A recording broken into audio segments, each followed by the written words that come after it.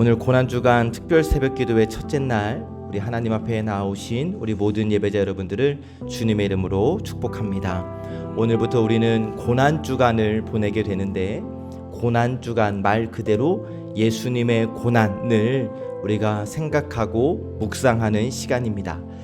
단순히 예수님의 고난을 기억만 하는 시간이 아니라 그 고난 앞에서 우리의 신앙과 우리의 믿음을 돌아보는 시간, 나는 지금까지 진심의 호산나를 올려드렸을까를 말씀 앞에서 점검하는 시간이 이 고난주간입니다.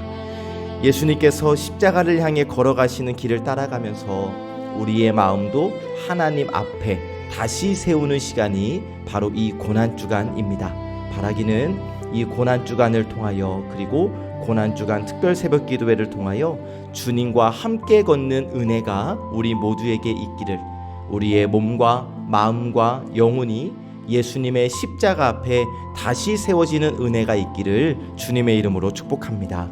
이 고난주간 특별 새벽기도회 기간 동안 지난 사순절 기간에는 설교를 좀 길게 했는데, 이 고난주간 특별 새벽기도회 설교는 좀 줄일 생각입니다. 여러분들의 기도 시간을 더 드리기 위함이에요.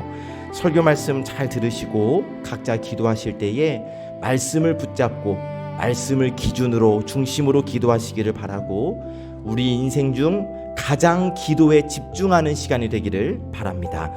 오늘 우리가 받은 말씀은 두 가지 장면을 우리에게 보여주시는데, 하나는 예수님이 붙잡히시는 장면, 또 하나는 베드로가 예수님을 부인하는 장면이에요.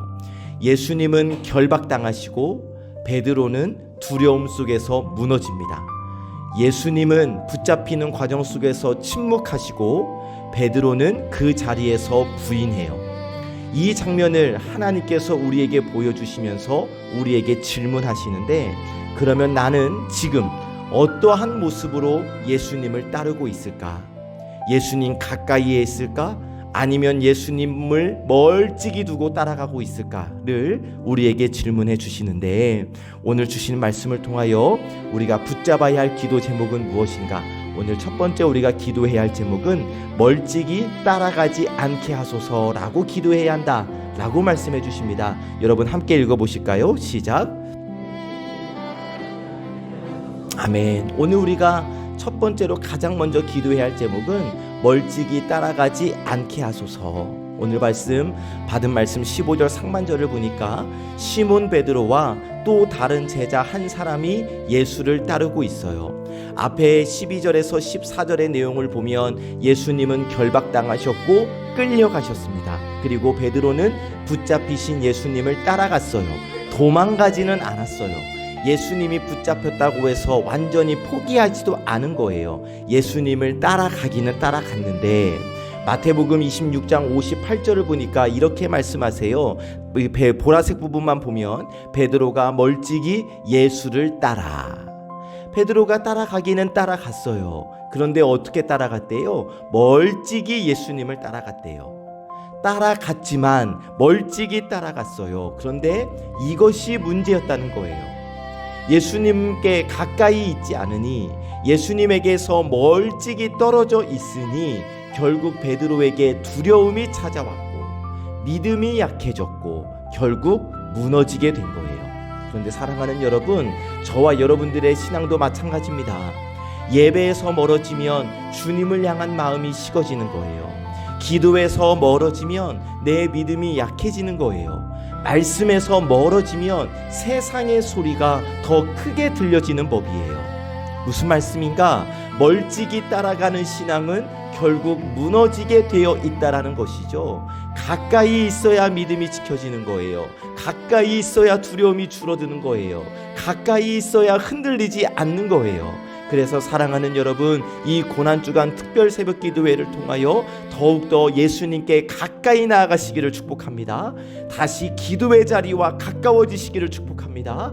다시 말씀과 가까워지시기를 예수님의 이름으로 간절히 축복합니다. 아멘. 두 번째 주시는 말씀은 사람을 두려워하지 않게 하소서라고 기도해야 한다 말씀해 주십니다. 함께 읽어보시죠. 시작. 아멘. 사람을 두려워하지 않게 하소서. 요한복음 18장 17절을 보니까 여종이 베드로에게 물어봐요. 너도 이 사람의 제자 중 하나가 아니냐? 그때 베드로가 대답합니다. 나는 아니라. 25절에서도 사람들이 물어요. 너도 그 제자 중 하나가 아니냐? 그때도 베드로는 대답합니다. 나는 아니라. 그러면 베드로는 왜 부인했을까? 두려웠기 때문이에요. 나도 예수님처럼 붙잡혀 갈까봐, 나도 예수님처럼 고난을 당할까봐, 또 사람들의 시선이 두려웠던 거예요. 그런데 사랑하는 여러분, 저와 여러분들의 삶도 한번 생각해 봅시다. 여러분, 솔직히 하나님의 시선보다 사람의 시선을 더 두려워하며 살았던 나의 모습은 아니었을까? 저 사람이 나를 이상하게 보면 어떡하지? 내가 사람들에게 이상한 사람으로, 너무 오버하는 사람으로, 혹은 부족한 사람으로 비춰지면 어떡하지? 하나님보다 환경을 더 두려워해요. 내 믿음을 잘 지키고 싶고 내 믿음을 하나님께 드러내보고 싶은 마음도 있지만 한편으로 사람들의 반응과 사람들의 시선이 부담이 돼요. 그래서 침묵하고 그래서 뒤로 물러나요. 그런데 사랑하는 여러분, 성경은 우리에게 이렇게 말씀합니다. 잠언 29장 25절 말씀 함께 시작.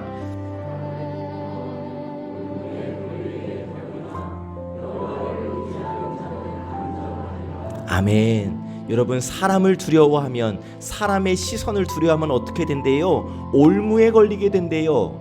이 말씀을 오늘 우리의 주시는 말씀과 이어서 받으면, 사람의 시선을 두려워하면, 사람의 반응을 두려워하면 내 믿음이 묶여버린다는 거예요. 그런데 하나님을 바라보고 하나님을 의지하면 우리의 삶 가운데 두려움은 없어지고 우리의 믿음은 더욱 안전해진다는 거예요. 그러므로 사랑하는 여러분, 사람을 두려워하지 마시고 사람이나 환경보다 하나님을 바라보시고 하나님을 의지하시기를 주님의 이름으로 축복합니다. 사람의 시선은 금방 사라져버려요.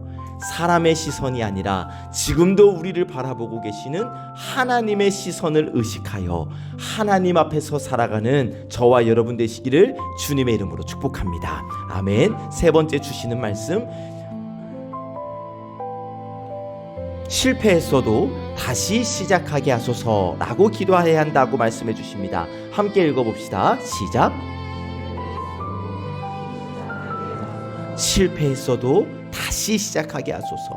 오늘 받은 말씀 27절을 보니까 이에 베드로가 또 부인하니 곧 닭이 울더라. 아멘. 베드로가 예수님을 3번 부인했어요. 완전히 무너졌어요. 실패했어요.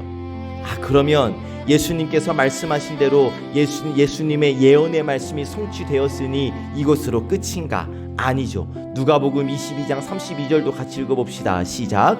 그러나 내가 너를 위하여 내 믿음이 떨어지지 않기를 기도하였노니 너는 돌이킨 후에 내 형제를 굳게 하라. 아멘. 베드로는 이미 예수님은 이미 베드로의 실패를 알고 계셨습니다. 베드로가 넘어질 것도 아셨고 베드로가 예수님을 3번 부인할 것도 이미 알고 계셨어요. 그런데 예수님이 뭐라고 말씀하십니까? 셋째 줄, 너는 돌이킨 후에 내 형제를 굳게 하라. 이 말씀은 뭐냐면 예수님은 베드로의 실패를 이미 알고 계셨지만, 베드로가 예수님을 3번이나 부인할 것을 미리 알고 계셨지만 그 실패가 끝이 아니라는 것도 예수님은 알고 계셨다는 거예요. 베드로는 넘어질 거예요. 그러나 다시 일어날 거예요. 베드로는 실패할 거예요. 그러나 다시 시작할 거예요. 그리고 더 놀라운 것은 이 실패의 경험, 예수님을 3번 부인한 경험이 오히려 다른 사람을 세우는 힘이 되었다라는 사실. 그래서 예수님이 베드로에게 말씀하시잖아요. 3번째 줄, 돌이킨 후에 내 형제를 굳게 하라.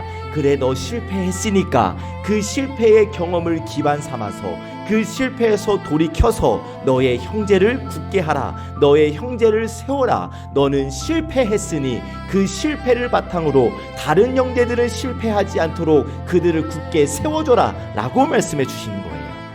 여러분, 우리도 때로는 넘어져요. 우리도 때로는 실패합니다. 그러나 하나님은 우리의 실패를 실패로 끝내지 않으시고 하나님은 저와 여러분들의 실패를 통하여 우리를 더 단단히 세우시며 그 경험으로 다른 사람을 세우게 하신다는 사실을 여러분 꼭 기억하시기를 바라요. 여러분, 지금까지 우리의 호산나가 진심의 호산나가 아니었을 수도 있어요. 그렇게 우리의 믿음 생활이 어쩌면 실패했을 수도 있어요. 그러나 이 실패의 자리에서 다시 일어나시기를 바랍니다. 넘어졌어도 다시 시작하시기를 바랍니다. 그리고 주님께서 주시는 회복의 은혜로 다른 사람을 세우는 삶을 살아가는 저와 여러분들이 되시기를 주님의 이름으로 축복합니다. 말씀을 정리하면 아무 죄 없으신 예수님께서 결박당하시고 끌려가셨어요. 그리고 그 곁에서 베드로는 예수님을 부인합니다. 예수님은 붙잡히셨고 베드로는 무너졌어요. 그런데 이 장면이 우리의 모습과 지금까지의 모습과 너무나 닮아 있어요. 우리도 예수님을 사랑한다라고 말하고 그래서 그 사랑의 마음을 가지고 주일마다 나와서 예배를 드렸지만 멀찍이 따라갔던 나의 모습은 아니었을까? 하나님을 사랑한다고 할렐루야 호산나를 외쳤지만 사람들의 시선을 두려워했던 나의 모습은 아니었을까? 나 결단코 주님을 배신하지 않을 거라고, 다른 사람은 다 그리할지라도 나는 죽을지언정 주님을 따르겠다고 고백했지만 다시 무너질 때가 있었던 나의 모습은 아니었던가? 그런데 오늘 말씀 속에서 우리가 붙잡아야 할 소망은 예수님은 붙잡히셨지만 붙잡히신 그 과정 속에서도 예수님이 우리를 놓지 않으셨다는 사실이에요. 베드로는 무너졌지만 예수님은 베드로를 포기하지 않으셨던 것처럼 예수님이 오늘 저와 여러분들을 포기하지 않으신다는 사실이에요. 예수님이 우리를 포기하지 않으셨으니 여러분, 우리의 마음을 다시 예수님께 드리기를 원합니다. 멀찍이 서 있었던 자리에서 다시 주님께 가까이 나아가기를 원합니다. 두려움 때문에 물러섰던 자리에서 다시 믿음으로 서기를 원합니다. 넘어졌던 자리에서 다시 일어나기를 원합니다. 이 고난주간 우리 주님께 더 가까이 가심으로 우리의 신앙이 다시 살아나게 되기를, 우리의 기도가 다시 시작되어지게 되기를, 하나님을 향한 마음이 다시 뜨거워지게 되기를 참 좋으신 예수님의 이름으로 간절히 축복합니다. 아멘. 기도하겠습니다. 하나님, 붙잡히신 예수님을 바라보고 예수님의 그 십자가의 길 앞에서 우리의 마음을 돌아봅니다. 멀찍이 따라가던 저희의 믿음이 다시 주님께 가까이 나아가게 하시고, 사람을 두려워하던 저희의 마음이 하나님을 바라보는 믿음으로 회복되게 하옵소서. 넘어지고 무너졌던 자리에서도 다시 일어서게 하시고, 고난주간 동안 십자가 앞에서 기도하며 주님을 더욱 깊이 만나는 시간 되게 하옵소서. 붙잡히신 예수님의 사랑을 기억하며 오늘 하루도 믿음으로 살게 하옵소서. 윤태균 장로님을 긍휼히 여기사 회복시켜 주시고, 우리 장옥선 집사님 항암 치료 이번 주간 예정되어져 있는데 그 과정을 하나님께서 인도하시며 이 자리에 앉아있는 몸과 마음과 육신이 약한 우리 모든 사랑하는 예배자들의 그 약한 부분을 하나님께서 강하게 하여 주시옵소서. 모든 말씀 예수 그리스도의 이름으로 간절히 기도하옵나이다. 아멘.